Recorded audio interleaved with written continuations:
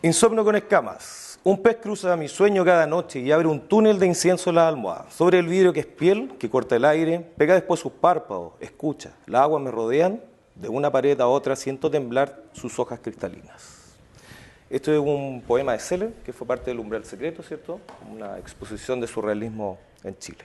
¿Y quién es Seller? Bueno, Seller es un gran poeta chileno, ¿cierto? Que radicó ahora en este momento está en Canadá y que yo siento que lo tomé, ¿cierto? Como referencia por el tema del contexto, cómo de repente te va a determinar, ya sea en tu obra, en tu poesía, en tu trabajo en general.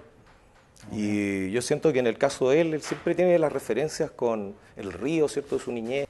¿Y eso para ti, la poesía, de alguna forma, se puede decir que es lo que te motiva o te gatilla, o fue un encuentro nomás de decir, mira, este poeta es interesante? Mira, sabes que o es importante dentro de tu formación como artista? Siento que me gusta, bueno, leo novelas y algo de poesía, pero siento que lo relaciono también por la poética visual de lo que te estoy presentando hoy día, de estos registros, de estos diarios, ¿cierto? Que son súper como de aquí, yo diría, súper locales, muy centrados, ¿cierto? En el lugar donde a mí me tocó vivir, que en este caso es Coquimbo, ¿cierto? Y bueno, y en la región en general, muchos de los objetos, mucho, ¿cierto? De la obra tiene que ver con esas sensaciones que se producen especialmente en un lugar determinado. Eso. Okay. O sea, tú dices, hablando como del puerto. Ajá. Si en los puertos, desde el punto de vista así de análisis arquitectónico, el puerto siempre ha sido un lugar donde la gente más suelta, están los colores de los barcos, la gente lo ocupa en pintar su casa, tiene más elementos que están hechos así en el momento. Tú ves Valparaíso, Coquimbo, y yo creo que todos los puertos en general tienen esa mística o esa forma de ser un poco no tan formal. La Serena Hay tiene una algo que es un poco hay más una médico. informalidad, exactamente, y fíjate que también si nosotros vamos a la arquitectura te vas a fijar que el color de las casas se desprende, aparecen estas manchas de repente de humedad, ahí está como la casualidad, ¿cierto? Dentro de lo que se va dando, incluso estas arquitecturas que se dan en el puerto que van saltando de un cerro a otro, y yo creo que también eso se refleja en la gente, en el hacer. ¿Te criaste en el puerto? Sí, de hecho yo me crié en el puerto.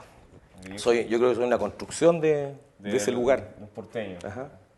Oye, Jaime, lo que tienes acá, yo creo que la gente se está preguntando la cantidad de carpetas que tienes.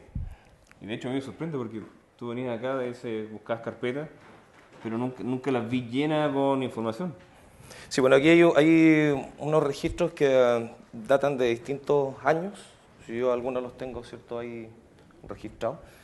Donde hay una colección un poco, ¿cierto?, de objetos, de dibujos que se han ido presentando por la casualidad o la causalidad, ¿cierto?, en un momento determinado en mi vida, y eso se han vuelto parte de la obra en sí. Ya hay algunas construcciones que están hechas con mis alumnos, hay construcciones que están hechas porque me encontré un papel en algún lado, encontré una huella, un registro y lo froté, ¿cierto?, sobre el papel, y así se fueron construyendo los cuadernos que tuve. Eso te interrumpo, lo que dices de los alumnos. ¿Tú eres profesor en el colegio acá de La Serena? Sí, doy clase en el Colegio El Alba. ¿Y eso para ti ha sido importante de participar junto con los alumnos en tu trabajo? Absolutamente, porque fíjate que el concepto de artista para mí ya es como obsoleto. Yo siento que para mí el concepto son prácticas artísticas, por lo tanto, de alguna manera hay una co-construcción, hay un trabajo en equipo.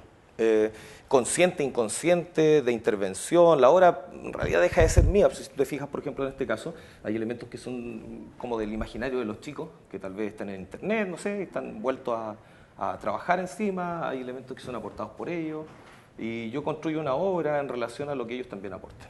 O sea, hay un trabajo que, como te digo, es más bien horizontal, donde no tenemos mucha jerarquización en cuanto al trabajo de taller. Hay obras que son netamente hechas 100% por mí, pero hay otras cosas que son mucho más, ¿cierto?, colectivas. Te digo eso porque es re importante. Yo me he encontrado con gente que ve este programa, gente adulta y niños también. Entonces, para mí me preocupa eso y creo que también parte de difusión, como una meta del taller, de decir que el ser artista no significa que el tipo va a ser alguien que no va a estar inserto en la realidad, o en nuestro ser cotidiano. Si yo creo que, entre comillas, ser artista o practicar la pintura o dibujar es desarrollar tu capacidad creativa. Yo lo veo por esa parte. O sea, que un tipo que dibuja, tú dices un tipo creativo.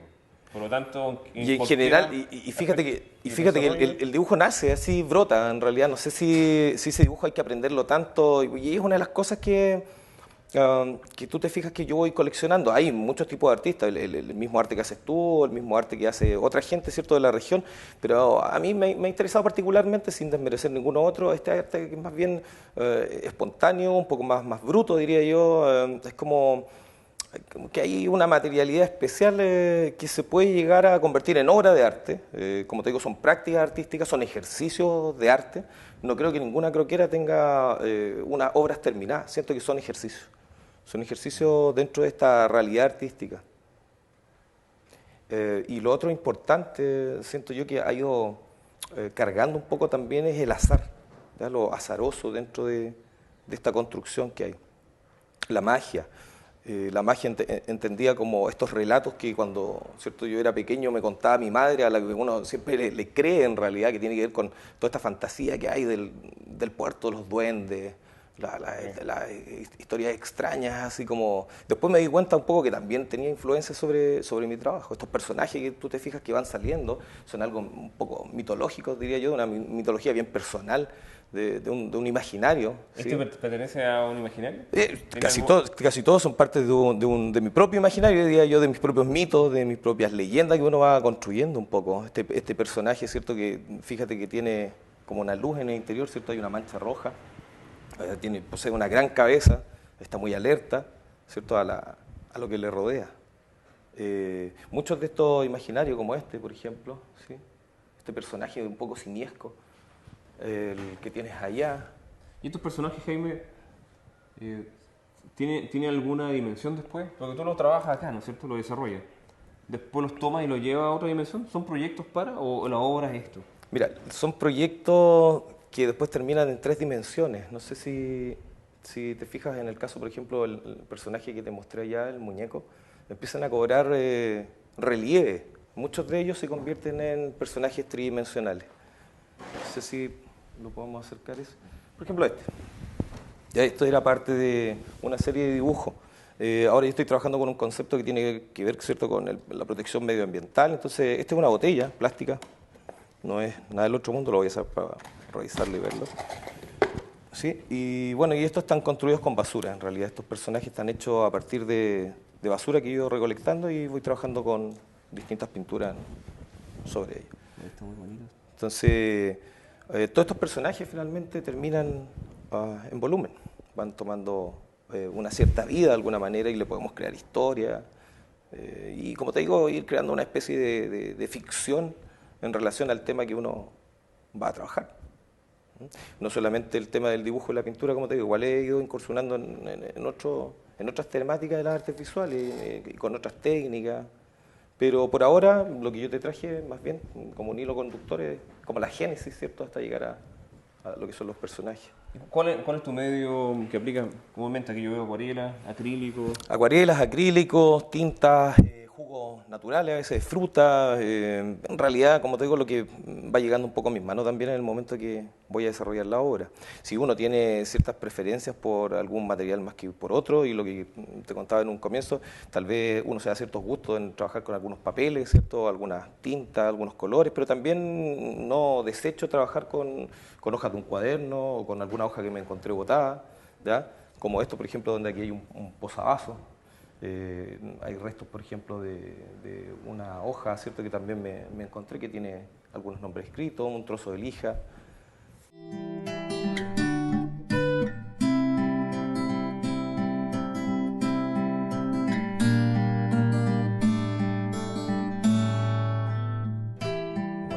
Jaime, ¿y este personaje es reconocible? ¿Shakespeare? Me parece, pero en realidad fue sin ninguna pretensión de que Shakespeare apareciera. Se coló de alguna manera en esta ventana, ¿cierto?, que nosotros creamos con mi alumna. Finalmente ella terminó estudiando teatro, muy significativo de alguna manera también. Ajá, pero entonces, ¿esto de cuántos años tiene? El tiempo, tú dices, de cuando la hicimos, está Sí, registrado ahí en el Lomo 2009. 2009. Bien. Entonces, como te hablo yo de la obra, de alguna manera se va armando, tal vez son posibilidades de proyectos más grandes, como tú me decías con respecto a eso, por ejemplo, los tamaños. Yo pinto en un formato que es 2 metros por algo, ¿sí? Y por lo tanto muchas de esas obras también se van a formatos más grandes, o sea, son ideas preliminares, no es que la obra vaya tal y cual, pero muchas veces saco ideas de ahí, ¿cierto?, para Sí, ampliar, yo para soy trabajar pro en de grande. esto, pero yo siento que acá tú tienes una obra ya terminada. Yo lo que sacaría una reproducción de esto, una fotografía, después lo imprimiría en el arte de cliqué, que son estos Ujú. papeles que de alguna forma distan muy poco del original. En papeles de algodón, así, todo un trabajo con tinta resistente al envejecimiento. Fíjate que la idea sería también generar algunos cuadernos de artistas, algunos libros de artistas con parte del trabajo que se va recolectando. Como te digo, no hay pretensión por ahora, o sea, solamente es como una idea tal vez más adelante, cuando junte una cantidad mayor, ¿cierto?, para poder seleccionar algunos trabajos y darle algún hilo conductor a ese libro. Estaría Eh, bueno. Me imagino que más de alguno de estos dibujos va a estar, ¿cierto?, incluido. ¿Y ¿Ya? esto para ti no tienes rollo con que se demuestre? Por ejemplo, esto podría No, para ser nada. un Para nada. trabajo guardado para que está a la reserva, que después tú lo vayas a tomar, lo vayas a aplicar en No, para nada, diseños me más. interesa que el trabajo se muestre, me interesa que los mismos alumnos que yo tengo ojeen las croqueras. Si te fijas, las croqueras están tomadas, se notan que se ha desprendido en alguna parte, ¿cierto? El lomo tal vez, pero lo hemos ido arreglando porque, claro, están ojeadas. Los chicos van viendo, de repente sacan alguna idea o intervienen en algún trabajo. E igual tienen que aprender a parar cuando yo he puesto suficiente, cuando ya no necesita más. Entonces es como una especie de instrumento pedagógico de alguna manera también. Mira, ese es otro punto interesante. ¿Qué piensas tú de tus colegas? ¿Están dentro de la misma postura de desarrollar? Por ejemplo, si tú decís una chica que estudió teatro y está en tu taller de arte, o viene una persona que quiere hacer una pintura que es hiperrealista, viene otra persona que quiere hacer manchas, y uno dice, no, sé que mancha no es arte, y uno dice, no, el hiperrealista, eso no es arte. Y hay una cantidad de prejuicios que he visto gente que sabe estudiar, por ejemplo, al Bellas Artes, porque lo único que quiere es aprender una técnica de pintura. Ujú. Y resulta que nunca se encuentra la técnica de pintura, finalmente se termina retirando. Y otra gente que va por un camino y termina haciendo otro. ¿Sí? Entonces, ¿cuál es tu postura como profesor? Porque yo creo que los jóvenes, tú haces clase a ciencia Yo media o trabajo, básica. sí, segundo ciclo y enseñanza media, ¿sí? Porque tú ves una persona de ciencia básica, persona de ciencia media, a veces son muy parecidos, muchas veces. Pero Sí. tú ves que el tipo tiene una cantidad de originalidad, por llamarlo así. ¿Cómo el profesor puede tomar eso y no destruirlo? Mira, justamente hoy día en la mañana estaba viendo un video que tiene que ver con la educación prohibida, que comparaban un niño que entra al sistema escolar con el que ya tiene 16, 17 años, cómo la creatividad va descendiendo, Disminuyendo. claro. Y tiene que ver justamente con lo que dices tú, ellos vienen con todas las características de un genio, decía el reportaje, y sí, hay que desarrollarla, hay que trabajar con eso. Ahora, si tú me preguntas si un estilo o el otro, la técnica, yo lo que hago es un panorama un poco de mostrarles lo que es el arte, sobre todo en Latinoamérica, hay que verlo a nivel mundial de todas maneras, pero ver cómo se genera el arte en Latinoamérica. Y si tú empiezas a investigar, te vas a dar cuenta que los cementerios en Latinoamérica les dan mucha identidad a este arte. Fíjate cuando te toque ir a algún de los cementerios aquí, a Coquimbo Antiguo, te vas a fijar que en las lápidas hay objetos puestos, hay unas verdaderas instalaciones, hay, yo diría que un arte muy de vanguardia en esos Sí, lugares y sí. que es arte popular. Y ese arte popular se ha ido de alguna manera impregnando en lo que es el arte de nuestras ciudades, de nuestras culturas. De alguna manera encontramos mezclas de cosas que tú puedes encontrar en una galería, vas a encontrar un ratón Mickey, no sé, unos juguetes y tal vez una Tú dices que banderita. eso es Yo siento propio que, del chilense, no, por estoy decirlo hablando, así. yo te estoy hablando de Latinoamérica en general. Siento que esos elementos, ya sea de la arquitectura de los cementerios, ya sea de Ok. el trabajo más bien de registrar, de la gente que va y saca algunos registros, se ha dado cuenta, ¿cierto?, que eso influye alrededor también. El concepto de la muerte, el concepto del lugar donde queda para toda la vida, y, o sea, para todo el resto de la gente que está aquí, ¿cierto?, que lo puede ir a visitar, para todos los que estamos fuera de este lugar nos congrega, es como un nodo, nos lleva, y tiene sus particularidades. Sabes que ¿Sí? tú me dices un tema que es súper interesante porque cuando hablan de cuándo el hombre empezó a ser creativo, ponen de ejemplo la relación con la muerte. Porque antiguamente la gente, los tipos, alguien moría, se quedaba ahí, se lo comían los animales y se iban. Después la gente, los hombres empezaron a darse cuenta o inventaron un universo que había un ser superior. Por lo tanto, ya no podía quedar expuesto, sino que había que guardarlo porque él tenía que emprender un camino. Y empezaron a crear, y ahí tú ves las culturas desde el egipcio para atrás. Y las culturas de otras locales también. Sí, ¿Sí? Y fíjate que cuando ya empiezan con los ajuares funerarios, ahí hay un concepto de desarrollo, ¿cierto?, del pensamiento en relación a lo que es la muerte. La misma cultura chinchorro. Muchos tal vez de los personajes y el trabajo de la cinta de papel, ¿cierto?, de tomar estos elementos, yo creo que muchas de esas cosas vienen de ahí también, porque estas momias que están con estas máscaras, son bellísimas. ¿sí? Sí, son bellísimas. Y este trabajo precario, entre comillas, de ocupar barro, tierra, ¿cierto?, con un proceso muy elaborado, pero el concepto de la muerte, como tú dices, siempre llegamos ahí a ese punto, en la mayor parte de las culturas. Y Jaime, de lo que tú hablas de la latinoamericana, para mí, o sea, en mi caso personal, yo lo veo un poco forzado desde los medios de tratar de informarme de lo que es latinoamericano. Siento que dentro nuestro, la parte latinoamericana no está valorada. Incluso tú lo puedes ver, por ejemplo, el que el chileno hable y no diga Chile, sino que diga Chile. Eso ya es una forma de hablar que yo no sé si está ligado a una forma de hablar que viene desde los orígenes del chileno o del latinoamericano, o está hablando como de esta península de América. Pero sin embargo nosotros no lo aceptamos. No lo aceptamos. Entonces yo veo hasta qué punto tomarlo latinoamericano, o cómo, no a qué punto, sino que cómo hacer para que esta cultura, cuando tú se la muestres y lo enseñes en el colegio, la persona lo sienta que es parte de sí. Que no sea como algo impuesto. Por ejemplo, tú le preguntas a alguien si va al museo, no va al museo, se lo salta. Siempre está mirando más a la parte occidental o la parte más europea. Sí, porque nuestro sistema de arte en este país siempre fue de transferencia. Porque si tú te empiezas a investigar desde el comienzo, ¿cierto?, te das cuenta que hay una transferencia de modelos de arte de Europa. Y de ahí en adelante, ¿cuándo se empieza a desarrollar esto? Para mí, con el mulato Gil de Castro, ¿cierto? Hay una pintura que ya viene un poco relacionada con lo que es un poco nuestro, pero siento que el arte latinoamericano, si bien a lo mejor no es tan conocido aquí mismo como en otros lugares, es un arte muy fresco, muy potente. Muchas de las visiones de Europa yo siento que está mirando un poco lo que es lo latinoamericano. Claro, se está dando vuelta. Siento que la mirada ya no es como lo hacíamos antes, de Europa hacia acá, sino que es de Latinoamérica, ¿cierto?, hacia Europa. Pero ¿cómo hacerlo? ¿Cómo lo ven ustedes dentro de...? Yo tengo una pregunta que quizá no tiene respuesta, pero es ¿cómo tú lo haces en el sistema educacional para que mostrar lo latinoamericano sea fluido y no sea forzado? Yo parto del contexto, de lo que está pasando ahora. Para mí el arte es político, ¿ya? El arte y la política para mí siempre han ido un poco de la mano. No el partidismo, no estoy hablando de partidos políticos, estoy hablando, ¿cierto?, de algo mucho más macro. Entonces, de reclamar, eso de reclamar. Sí, de mostrar, parto de mostrar las obras de la gente que está haciendo arte en este momento, ¿cierto?, en nuestro país, y eso conectarlo, ¿cierto?, con la realidad que le toca al estudiante vivir, y de ahí hacia atrás ir remitiendo, ¿cierto?, un poco al origen. Pero si no parto de un contexto de lo que los chicos sienten más cercano a ellos, es muy difícil que se interesen por algo, ¿cierto?, que vino en un comienzo.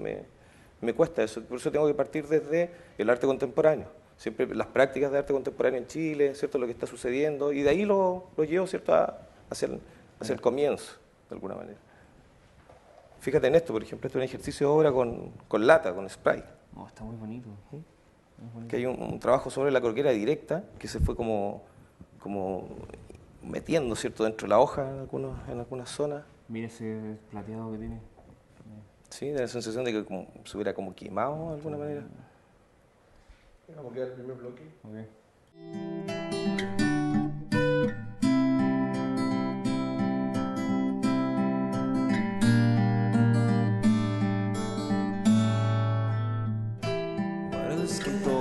Voy a poner la web. Yo encuentro súper bueno que casi todos los que han estado acá en este taller de alguna forma muestran la forma de trabajar que tienen. Y la pregunta siempre va, ¿qué le dirías tú a alguien que no tiene acceso a buenos materiales ¿O qué le diría a un artista que sí tiene acceso a buenos materiales? ¿Es como negarse su arte? No, yo creo que si no tienes acceso a buenos materiales, hay buenos sucedáneos y podemos ocupar, no sé, pues, jugos, como te decía, de fruta, un trozo de carbón, bueno, lo que esté al alcance de la mano para poder trabajar. Ahora, si tenemos la suerte de tener algunos materiales de calidad, ¿cierto? ¿Por qué no utilizarlos? ¿Ya? No creo que sea lo que finalmente, como te digo, haga la obra. Hay obras, como te decía antes, que a lo mejor tienen facturas diferentes y están hechas con otros materiales. Y no necesariamente tiene que ser una obra que no va a ser de calidad.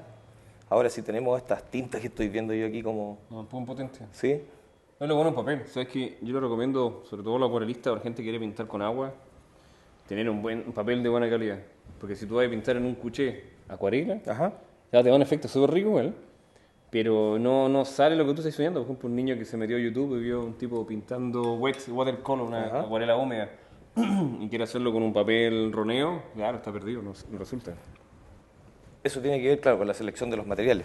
Por eso yo te digo que, aunque sea carbón, ¿cierto? O otro elemento que uno use, tal vez tiene que trabajar sobre una materialidad o un soporte que sea adecuado. Sí, yo creo que por ahí va también en la elección de la obra que uno va a realizar. Así que como yo trabajo, por ejemplo, en croqueras o en papeles, ¿cierto?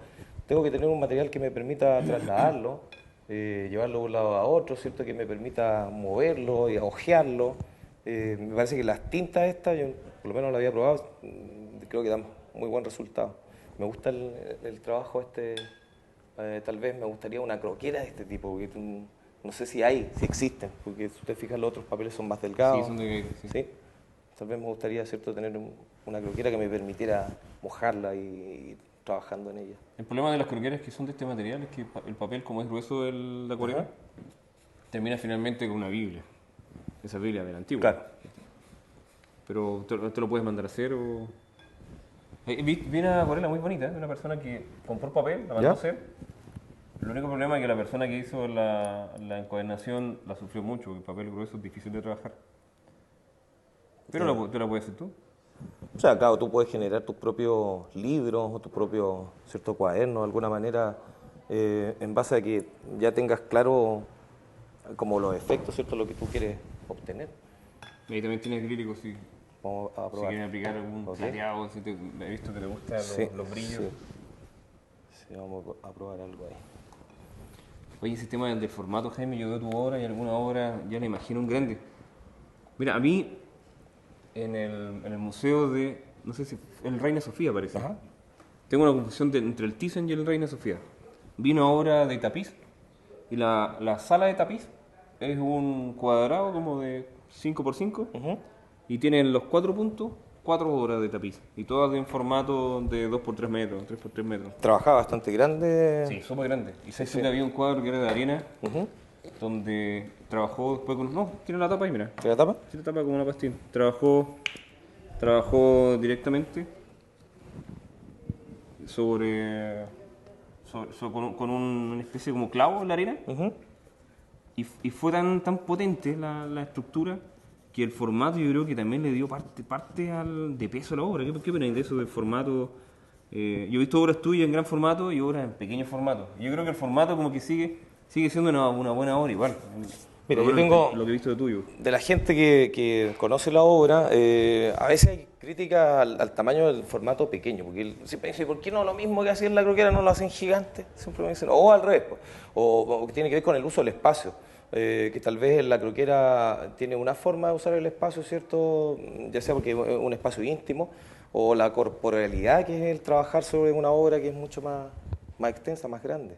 Hay una cosa corpórea, aquí yo estoy trabajando con el gesto, la muñeca, ¿cierto? Movimiento, pero cuando yo pinto una obra de dimensiones mayores estoy trabajando con el torso, estoy trabajando con el hombro. Pero, Entonces hay otra pero te escala. cambia, ¿no? Te cambia la percepción. Absolutamente. ¿Ya has tratado de llevar obras pequeñas, formato grande? O sea, técnicamente uno lo puede, no sé, pues, proyectar, puedo ampliarla, pero siempre va a perder esa espontaneidad tal vez del formato más pequeño, siempre que no esté pensado, ¿cierto?, para un formato mayor.